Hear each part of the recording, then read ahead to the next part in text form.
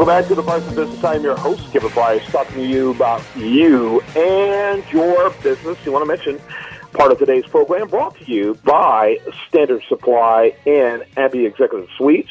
Let me go straight to one of my favorite people in politics, one of the people that inspired me as a teenager back in the 70s to look at what's happening in the political front and become a part of it. And that's Phyllis Schalfly.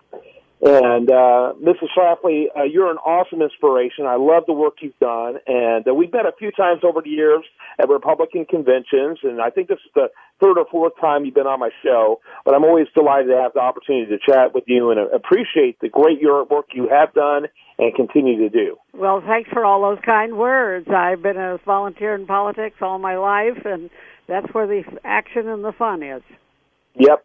And one of my favorite writings, particularly of the early part of the New Right era, which I consider was your book, A Choice, Not an Echo. Oh, yes, and let me tell you, I'm coming out with the 50th anniversary edition, and yes. You know that book has a chapter on each convention, and so I've covered all the conventions since 1964 and brought it up to date. Well, it's a phenomenal book, and that's what we need today, is a choice, not an echo. The establishment is still doing its mischief. Yep, absolutely, and we still struggle. I would say in the entire history of those, since that book came out, we may have had a choice maybe in two elections. A lot of echoes going on. That's right, the Me Too candidates. That's right. Yeah, the diet version. And you know what? If you're going to get the choice between diet and the real stuff, you might as well go to the real stuff. Right. And so, and that's the party of the GOP lacks that authenticity more often than not. Let's talk about. And by the way, you're from a place near and dear to my heart. By the way, my dad was from Alton, Illinois, and I spent a lot of summers there as a kid visiting cousins. And so, another neat thing about Phyllis Schalfly.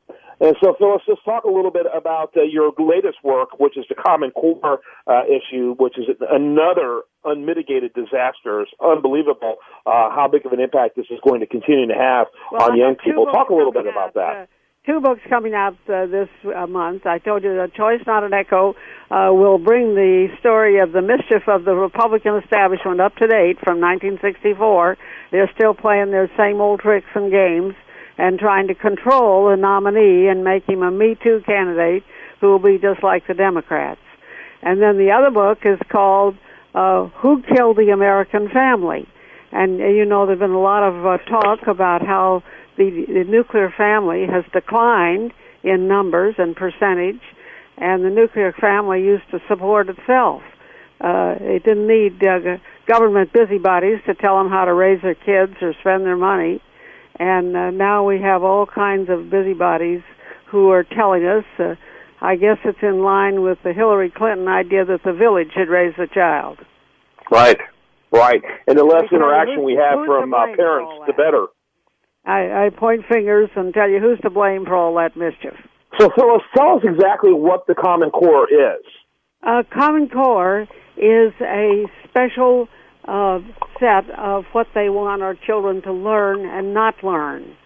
And what they're not learning is just as important as what they are learning. Now, if you've been listening to me for a long time, you know that I've been through many of these attempts to get federal control. We've had outlook-based education and race to the top and all these various values clarification and so forth. And it was hard to get the public to understand what was going on. But I am so excited that Common Core has got the moms coming out of the woodwork to fight it. They recognize it's a federal takeover. They recognize they're teaching them bad stuff, and they're ready to go into action. And it's interesting that the Common Core people, with Bill Gates' money of a couple of $2 billion, got 35 states to sign on before anything was written, before they knew what was in it. And now we've gotten a half a dozen states to pull out. And getting the state to repeal what the legislature earlier did has been, it's been something. And the biggest fight was in Oklahoma, but we've had other fights in Florida and in North Carolina, and the public's waking up. I'm so happy about that.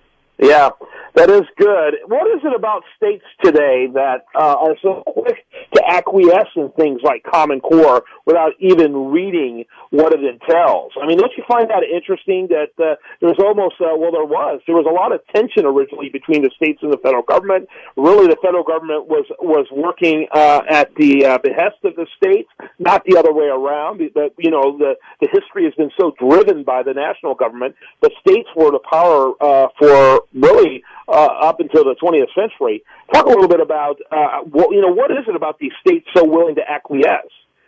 Well, if you got $2 billion to play with, you can make a pretty effective sales talk. That's the way it got started. But then, now that parents are waking up, it's a big job to overthrow it.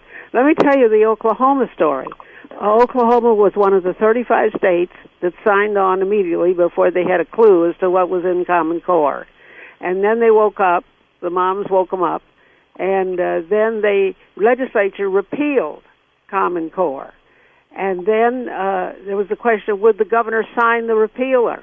And we got thousands of letters into the governor, and she did sign the repeal. And then, would you believe, these officious busybodies who were on the State Board of Education decided they would sue the governor and sue the legislature in court to try to get some judge to overturn the repeal. Can you believe? I mean, unbelievable. It really is. So this unbelievable. Eagle Forum filed a brief in that case, and we won it in the court. The court said no, the legislature's the last word, and they did repeal their joining. And the Common Core people, of course, they've got so much money, they're still carrying on, but I hope the Common Core is really out of Oklahoma.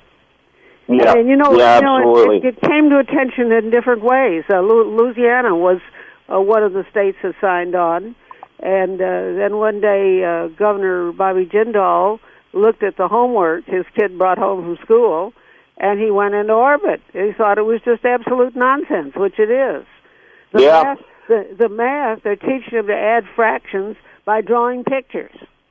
So let me ask you, as we'll kind of run out of time, you mentioned Bobby Jindal, who's a great American and very articulate, and kind of comes across as a three-legged stool Republican in the Reagan tradition.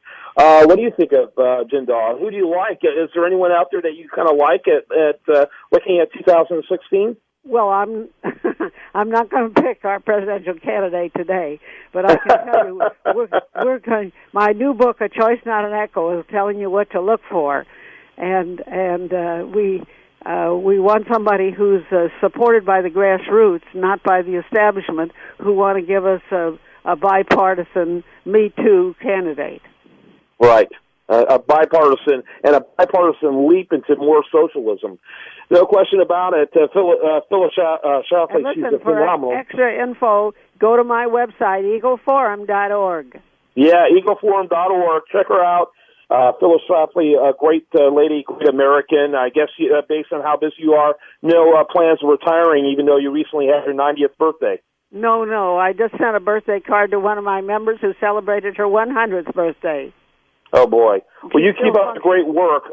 You're amazing, and I appreciate you spending time with me today.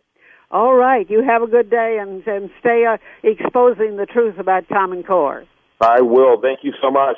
When we come back, much more for you. I do want to remind you, best content here does show up over there at usdailyreview.com, and you're listening to The Price of Business.